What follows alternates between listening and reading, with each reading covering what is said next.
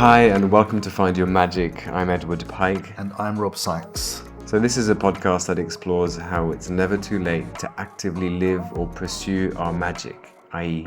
the things that we love to do and bring us the most joy. In each episode, we talk to a guest about their journey to finding and living their magic, the ups, the downs, the challenges, and the triumphs. In the second episode of the series, we speak to Michael Burgess, co-founder of Creative Resilience International, and a friend of mine of over 10 years. I first met Michael when he was teaching Pilates at the LA Fitness Piccadilly in London, where I started as a personal trainer. And he's since gone on to uplift many through not just his teaching, but also mentoring underrepresented and emerging creatives and artists in the UK, Africa, and beyond. Michael has a fascinating story of growing up in Belize and New York, and his story is a great example of how the environments we grow up in and live in really shape us, and how leaving these environments is often what we need in order to really find and grow into ourselves. His story about colorism in his own family really shows how two different cultures can have two very different reactions to the exact same thing. You'll also hear through his story how exhilaration and joy really come when we do the things that we love without pressure, doing them on our own terms and in our own way. And finally, his story is a wonderful example of the common thread that exists between a person's magic. In Michael's case, it's uplifting others in many different ways, as you will see. So I'm excited for you all to meet Michael. So without further ado, let's slip into the podcast. Here is Michael Burgess. We're going to start off with a round of, let's call them a quick. How do I say that? Quick fire, short round. No, Round of quick fire questions. Yes, a short round. Quick. Yes, that. So where in the world are you currently based for our listeners? London is home, London, UK. And what is it that you currently do in one sentence? Using creativity to change lives. What does it mean to you to be living your magic? Freedom. What's been your biggest challenge to living your magic? I think the biggest challenge has certainly been people not honoring their word when it comes to agreeing to do something together to really impact people's lives. I think that's been the biggest challenge, people honoring their word. You know, when you're not a big fish and you're still a small fish in this big old ocean, but they're certainly aware that you're doing things and changing lives. Still, there is the regard for the big fish. You know what I mean? That has been the biggest challenge. Yeah, very nice. And what's been your biggest achievement in living your magic? The lives that I help to influence and inspire to be better. Beautiful. Because ultimately, I feel like it's the recipient that actually changes. So I think whatever influence and whatever inspiration I'm able to impart, that's it. That's the biggest. Great. And what are your three magics that we're going to be touching on a bit later in the podcast? Three, I would say, teaching. So in addition to all the other creativity, teaching is a big part of that. Teaching Pilates, that has been great. Because while it's not the main thing I do, I've been doing it for so long that it's a way of giving back. And it also breaks the momentum of all the regular stuff I do, to be honest. And so I enjoy it. Other one would be performing. I think I don't perform as much anymore. I still keep myself, I always say, just in case, I have to keep it together because I need nothing to be falling apart anytime soon, if ever. And that's great. Again, because all of that impact people's lives. Yeah. And my company, Creative Resilience International, which really helps to engage with underrepresented, really amazing creatives who are doing amazing things in their lives and how their lives impact their communities. Those are the three, really. So 1, teaching, 2, performing, and 3, just really using that creative, my company, to really impact lives. Yeah, beautiful. I'm looking forward to getting into the meat of all of those three topics later on in the podcast. But first, we're going to ask you just to take us back and just give us a little bit of background into young Michael, where you grew up, what you were doing as a child, what kind of impacted you as a child, what experiences that you had that may have informed your adult self. Okay, well, I was born in Belize, and Belize is a small little English country in Central America. Used to be called British Honduras. I came from that era where the UK, Great Britain, it was referred to back then, was the motherland and not Africa. And clearly I'm of African heritage, but the Mhm. motherland was considered Great Britain. And so everybody at one point wanted to go to the motherland. Although many people went to America, and lots of my family members also there went to America because of its proximity to the United States. But growing up for me, I was the darkest of my family members, of my siblings, and so I had to deal with that sort of colorism within my own family. So there was a struggle, to be honest, from the time I was really born and they recognized what my skin tone would be. So that Mm. was a big, big challenge. But in my household, my mother and my father, there was none of that stuff. In fact, they tried to protect me as much as possible. But this mainly came from my father's side of the family. So these are things that really impacted me for quite a bit of my life. And at the same time, as negative as that is, that actually helped me to be more aware of the world and form this sort of resilience in me and awareness of how the world really operates when it comes to people's skin tone, which is just the most bizarre thing to me. Mm. I've been thinking about it. I just think it's so outrageous. And so that came from my paternal family, which was also the wealthier family. And so I worked really hard. There was a lot of proving myself and wanting to be with them. And I spent quite a bit of time with them. And so growing up, I was very much impacted by that. There was always a sense of having to defend myself. And so I had that sort of personality for quite a bit of time. And it's interesting, that to feel like you have to defend yourself, it builds a callousness in you and a cynicism and pessimism about the world. It's quite something. Although my nature is not like that. Because I'm an eternal optimist.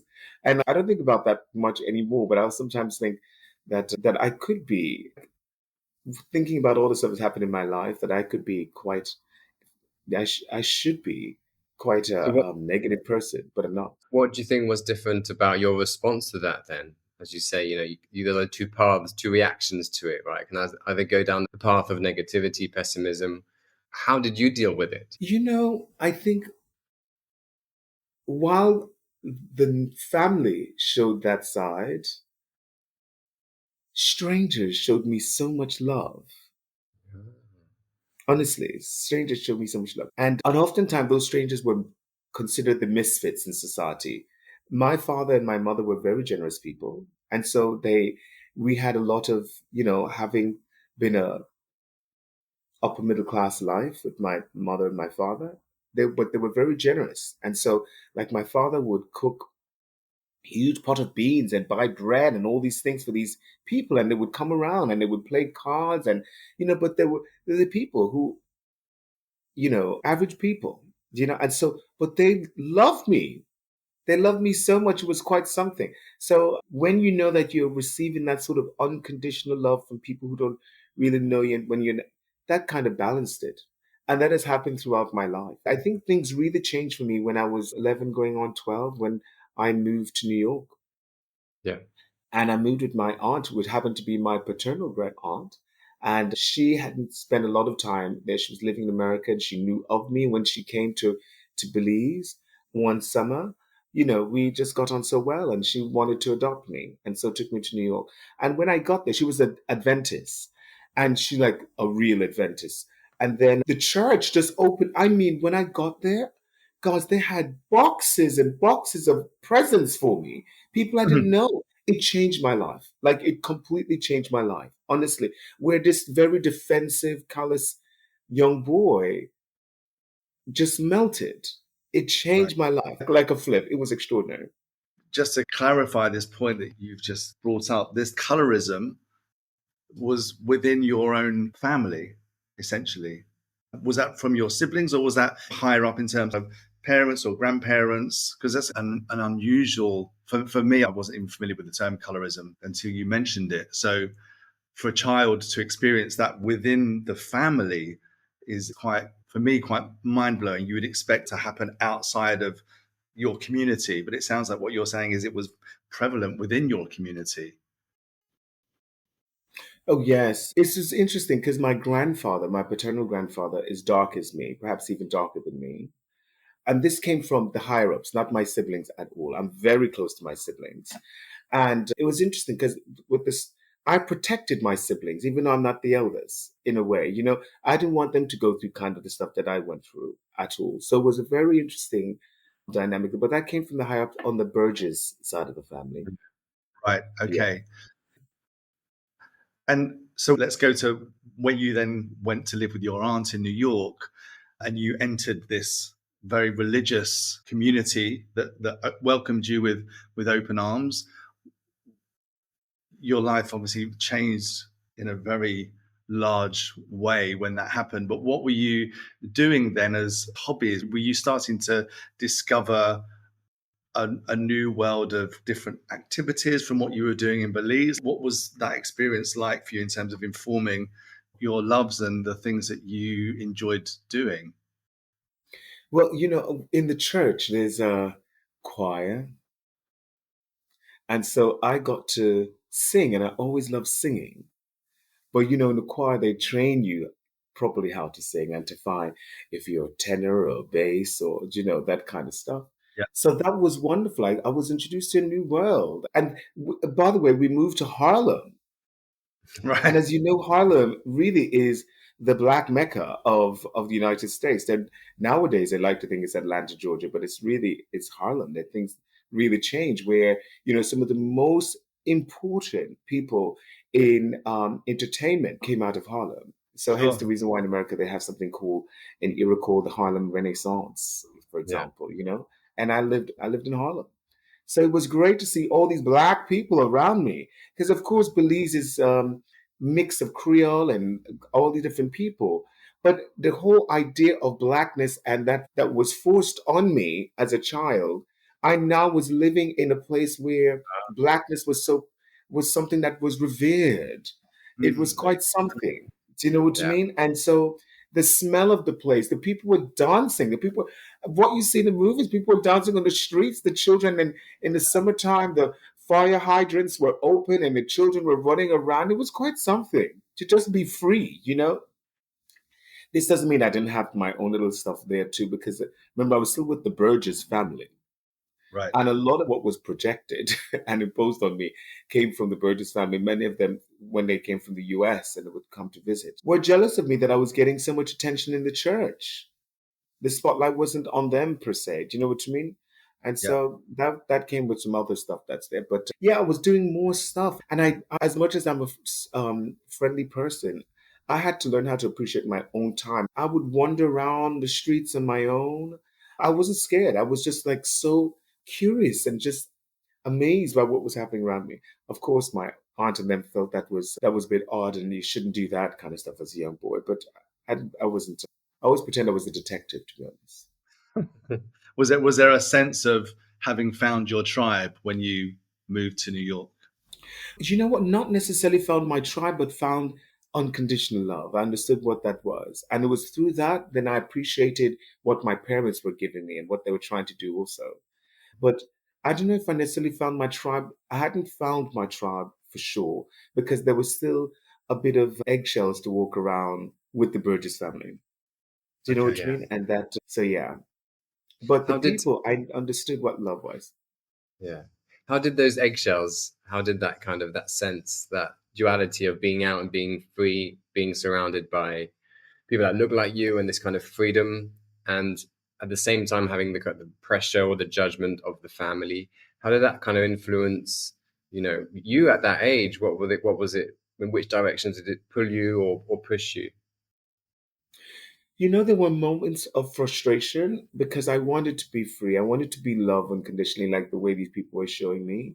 But I understood in the household that there was still also a struggle.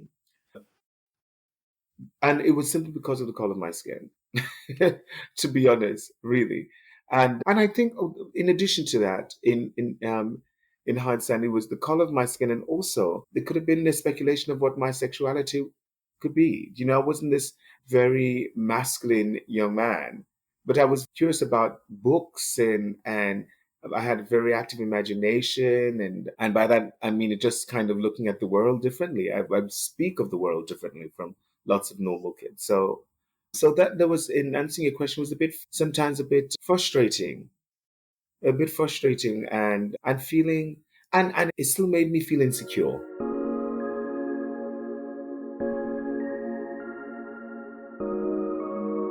We're going to move on to your first magic now, which I'm going to say is the performing, because I feel like that's the in the sequence that probably is the one that came first.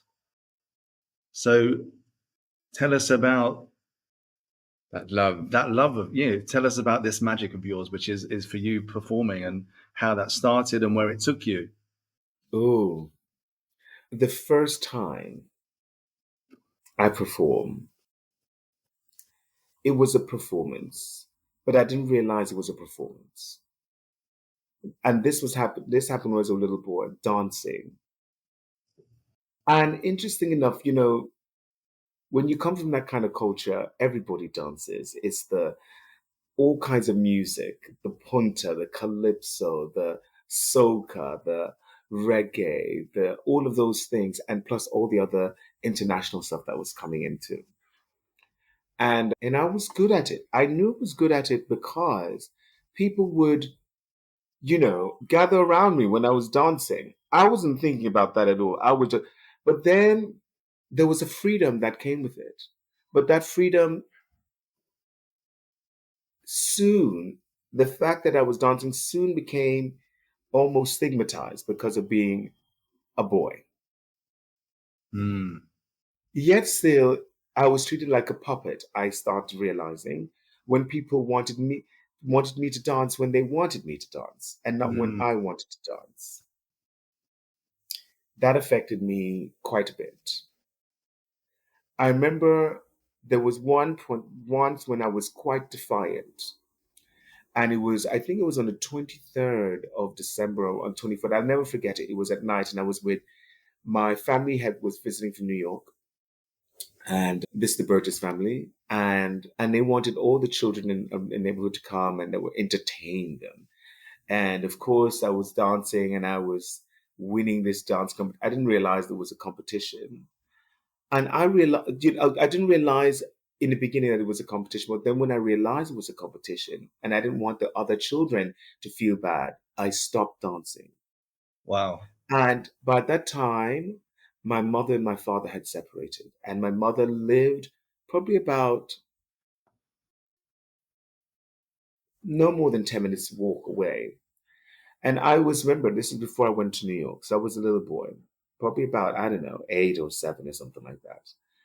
And because I didn't want to dance, this is a developing country, not a lot of lights on the streets. They sent me home to my mother, Wow. even though my father lives next door, this big, beautiful house. And I was so upset, it devastated. Yeah, you were It punished, right? honestly, it made me not want to perform. Yeah. And that moment of freedom where I could have been, just something. You know what you mean? It was taken away from me. Mm. And when And did that when did you find that your love for performing again? when did I find I love dancing? Yeah, when did you find it again after this experience at Oh, 8? very good question. So that didn't happen until I was in the last year of secondary school. No, primary school. And they were doing a recital, and they were doing country line dancing. And I said I wanted to do it. And so I started, the first technical dancing I ever did was country line dancing. Yes. And I loved it.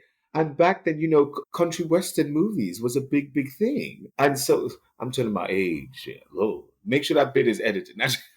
Well, But in that from that part of the world, because at one point that tells you that I had to go back to Belize to finish. I went back to Belize for a bit, and then I had to go back to New York again.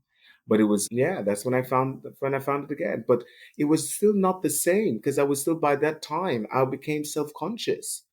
One of the worst thing you can do with a child or anyone is to make them self-conscious. It's the Very true. worst, honestly, because you feel like you're constantly under the watchful eyes of people who want to control you.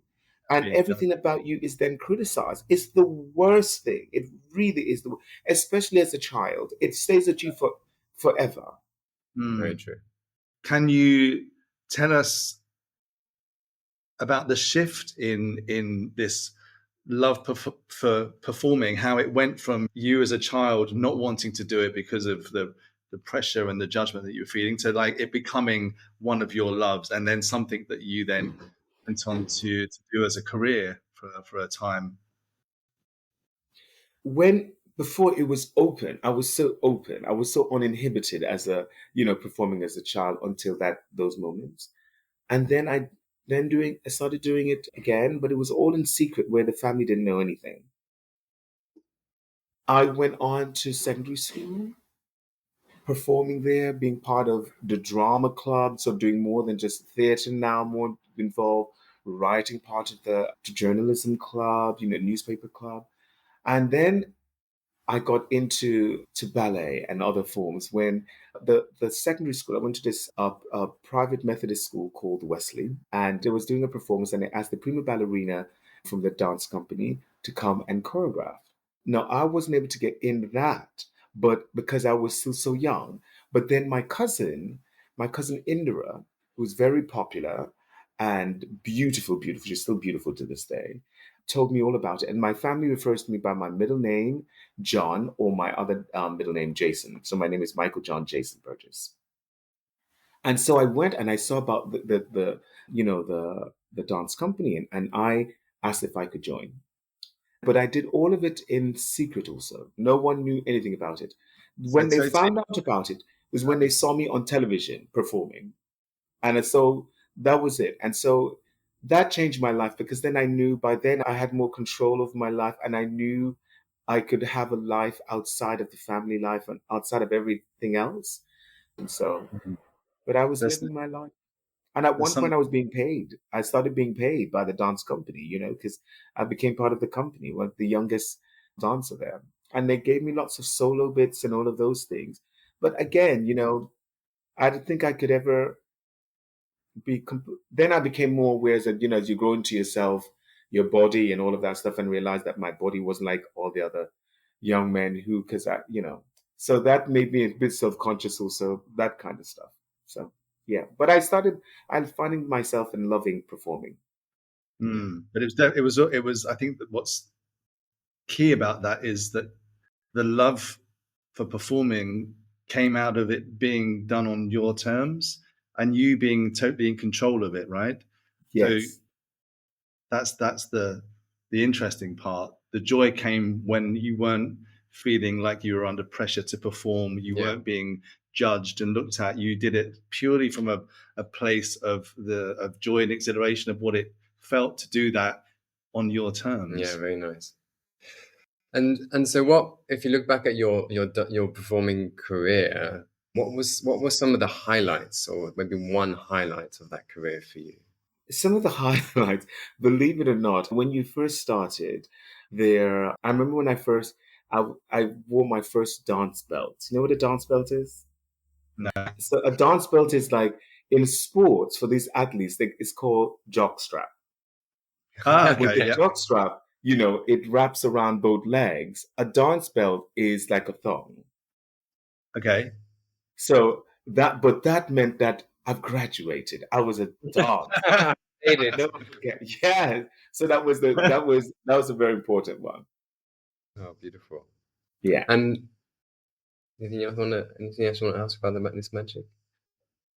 Yeah, can you tell us? I know obviously that you're in the Lion King in London, right? Oh What was yes, yeah, briefly about that? Because I mean, do you consider that to be one of your career highlights? definitely.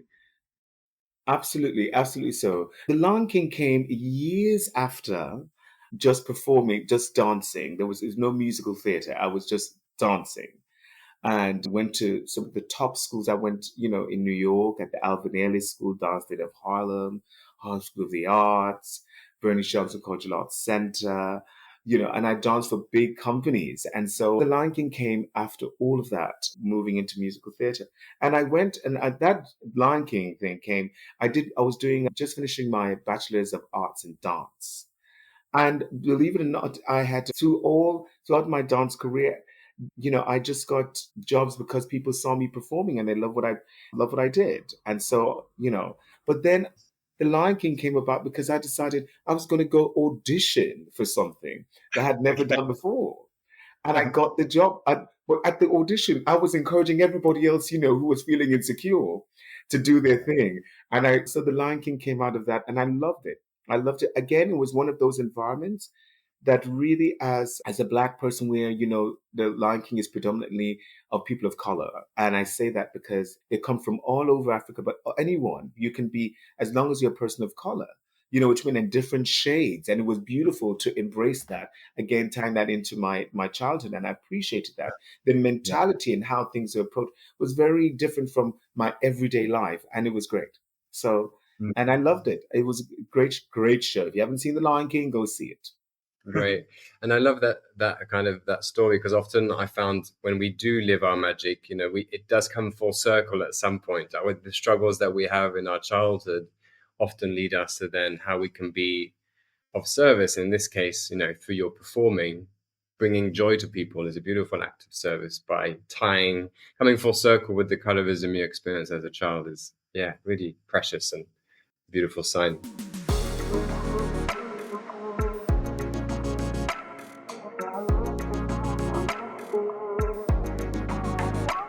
So I think you've just started to touch on this, which is the second magic, which maybe is teaching and mentoring, as you mentioned before. And you've already mentioned you started to how you kind of help people in the auditions, bring people up and support people. So what do you currently do that's teaching and mentoring? Tell us a bit more about that. Yeah. Oh, yes. The teaching and mentoring is very important to me. I don't mess about with that, honestly, because it impacts people's lives. And for me, it's giving confidence, it's giving people a confidence in themselves that they're capable of doing things, that their ideas are valid, that they are valid, that their bodies are beautiful, and that their bodies, no matter what shape, size, color, whatever, whatever gender, that their bodies are beautiful, that they're constantly evolving. That's really important to me. And that comes from, again, feeling that I could have had more support as a child. And because I couldn't have that, I don't have any children, that I want to give that. You know what I mean? I want to give that to people. So no matter what the age is. And so that's very important. I do that whether I'm teaching Pilates or teaching dance or through my company, Creative Resilience International, in helping them develop their ideas and refining it and designing and even curating and right into implementation. Right. I'm involved in every stage of their development of an idea. That's very, very important to me. And I find myself being stretched on all the other things I'm doing, but I make it happen. How did you get into teaching Pilates? Was that a natural evolution from the dance? Because I know Pilates was created by a dancer, right?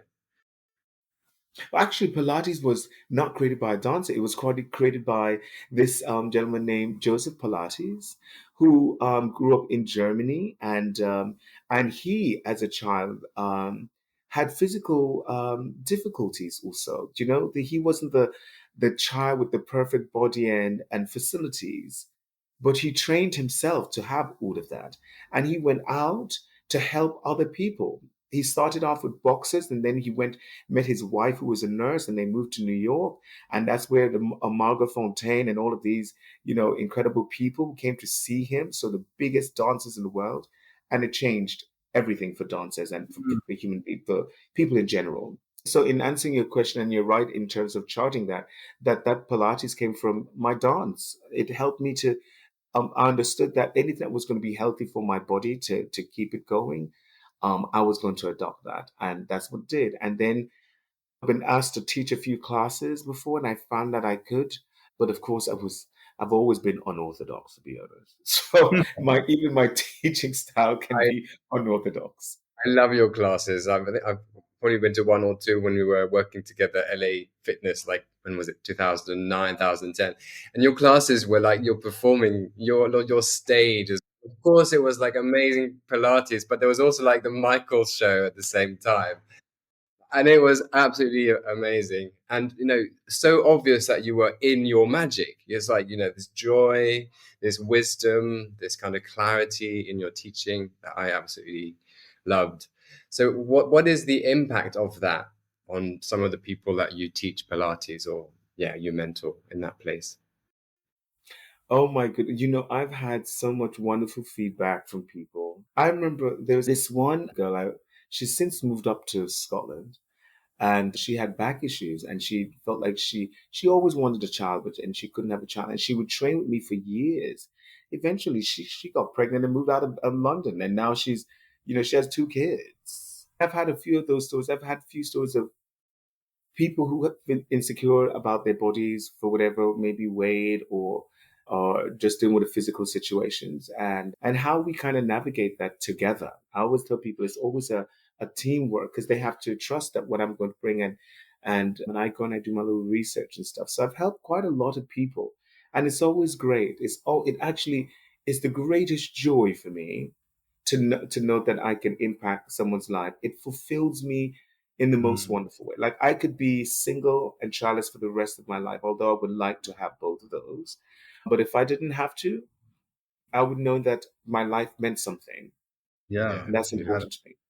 and are you working with children and adults in terms Yes, of teaching and mentoring?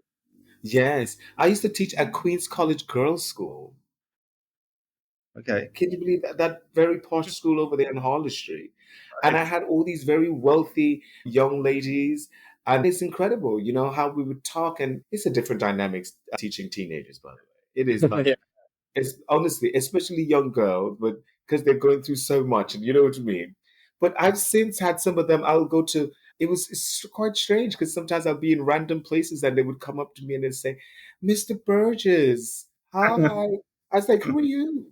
And they would say, "Oh, you taught me at Queen's College." I said, "Oh my gosh, you all grown up." Oh wow, beautiful Yeah. though, this experience. I loved what you said earlier. I was really moved when you said that for you, the joy that you get from lifting people up and Yeah, encouraging people and instilling in them this confidence, this yeah, self-confidence, especially when we live in a world where there is so much anxiety and depression and stress, particularly for teenagers and children. I think that's just so beautiful that you do that and that you get so much happiness from doing that. yeah, beautiful. Oh And yes, very yeah. important.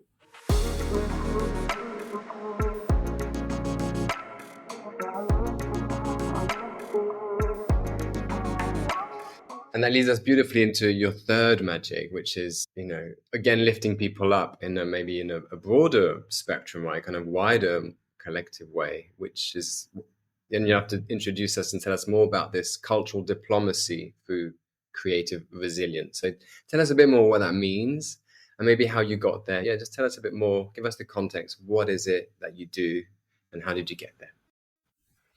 Once I knew that one could make a living out of performing, out of being a creative, but also understanding how incredibly important that creative outlet is for one sense of self and appreciation of self, loving oneself, preserving oneself. I realized that it was a huge and important tool for a person having their life. And for many people, that's all they feel like they have in their life. Do you know what I mean? They don't feel like they could be a teacher or a doctor or a fireman or policeman. they feel like creativity is the only is the only escape for them to have Mm. something in life. And I know what that feels like. Yeah. I know what it also feels like to have the traditional jobs, from being a stockbroker to being a diplomat to being a teacher. I've been all of those things, but I also understand how important creativity is. But then it's also for my company, it's very much focused on supporting creatives from disenfranchised, marginalized backgrounds, underserved backgrounds. And so there's a deep sense of purpose in the work that they produce. Do you know what you mean? And so having been through that whole the bureaucracy of the corporate world and understanding all of the kind of the headache that goes with that, I'm just trying to help people how to navigate that, how to get around those hurdles, and I would take on those hurdles for them. I'll take on, I've had mentees. I have so many mentees from all across the creative, sort of spheres, whether it being in sports or in visual arts or performance arts or all across, fashion designers, movie actors, and they're all successful and amazing in what they do. How do these people find you to work with you? Uh, Or do you find them? do you very good. Because it's an interesting thing. Some of them have found me, but a lot of them I have reached out to them Ah, Mm. great. because I would just give advice to something, right? And they would say to me, like blatantly say to me in our conversation, I want you to be my mentor. And I'm talking people who are even older than me. Yeah. Honestly, it just goes to show that one, you never stop learning, but two, that human beings are precious. Mm. And creativity is one of those outlets by which one can be vulnerable. Yeah. And when one is vulnerable, one is precious. Mm. And I want to protect that. Yeah. That's very important to me. Now, lots of people, reach out to me, but a lot of them I reached out to just by offering advice. Yeah. Yeah. Can you give us maybe one or two examples of how you've helped some people with this creative resilience work that you do? God, there's so many.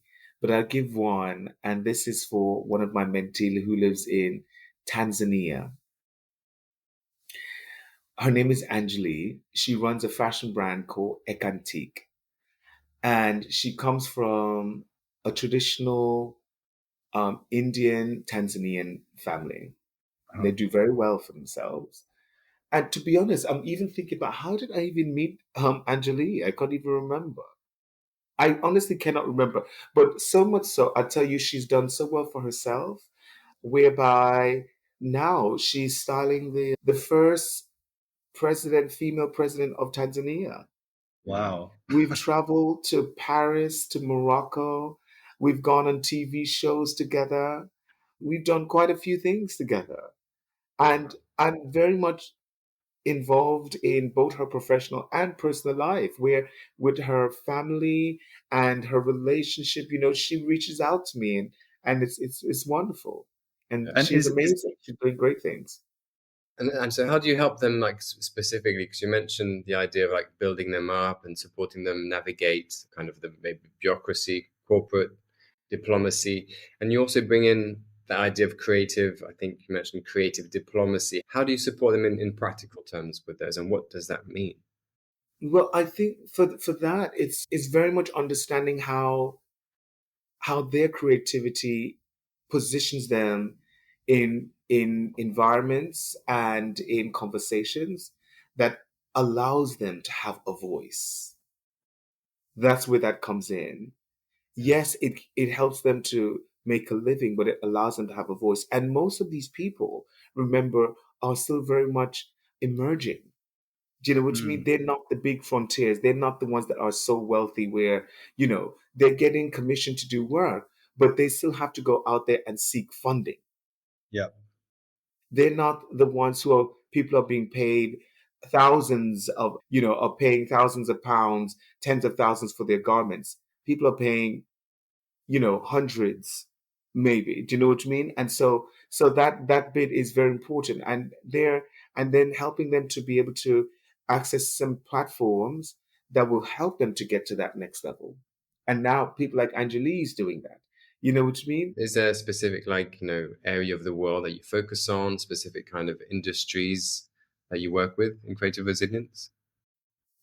To be honest, it's sort of intertwined with lots of different things. First and foremost, is based on their own journey. These are all people come from lived experiences, and how their lived experiences is, intertwined in their creation. But also a big part of that, the common denominator for us is the fact that we want to use our creativity to change lives.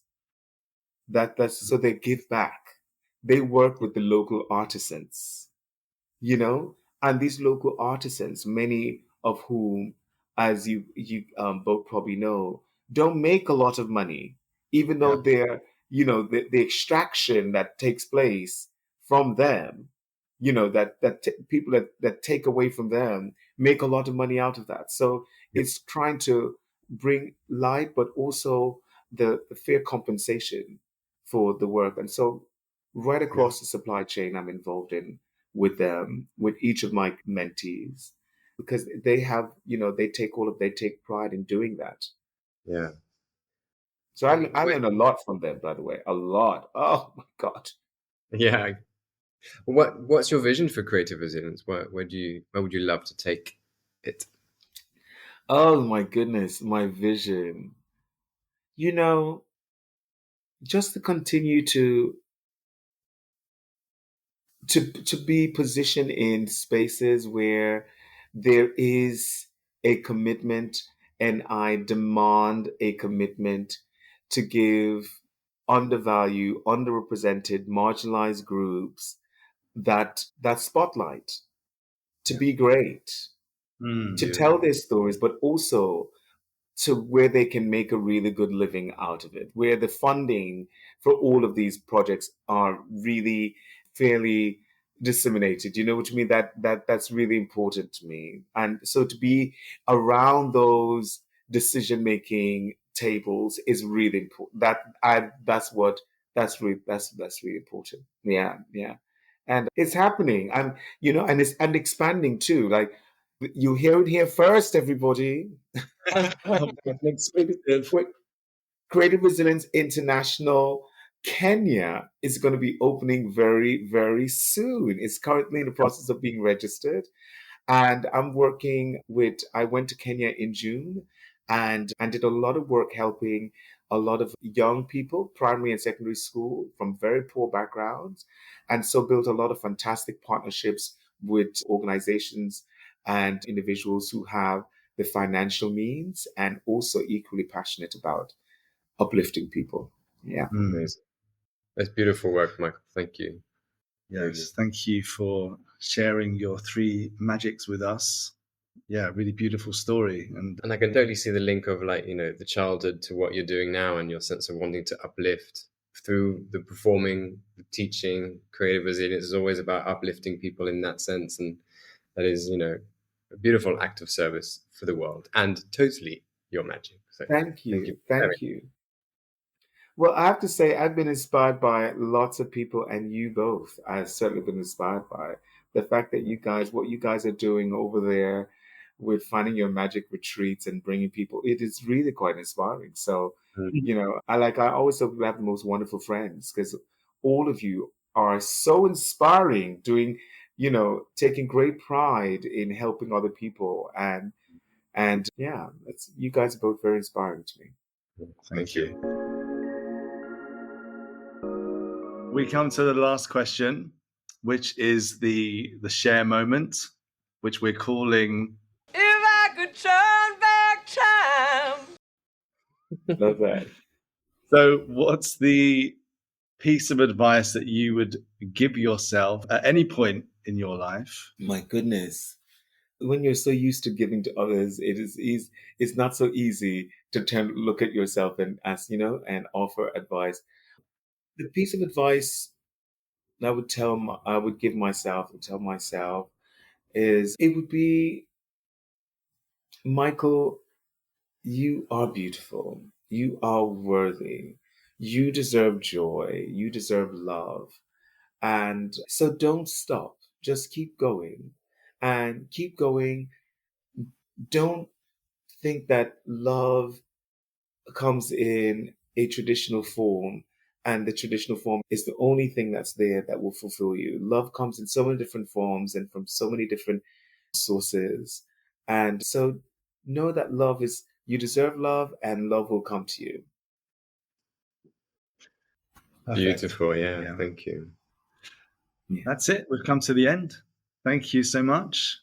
Thank you both for having me. My God, this is so amazing.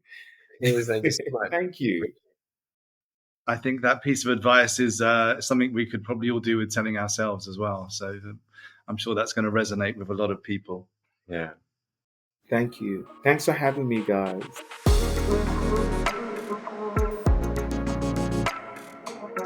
So there you have it. That's the end of episode 2. Thanks so much for listening. Thank you for being here. If you'd like to get in touch with Michael, you can email him at michael.burgess@creative-resilience.org. We'll make sure, of course, that all his details are in the show notes for you as well. And if you like this episode and want to hear more, please do like, comment, and subscribe wherever you get your podcasts. Have a beautiful day and see you next time. Bye.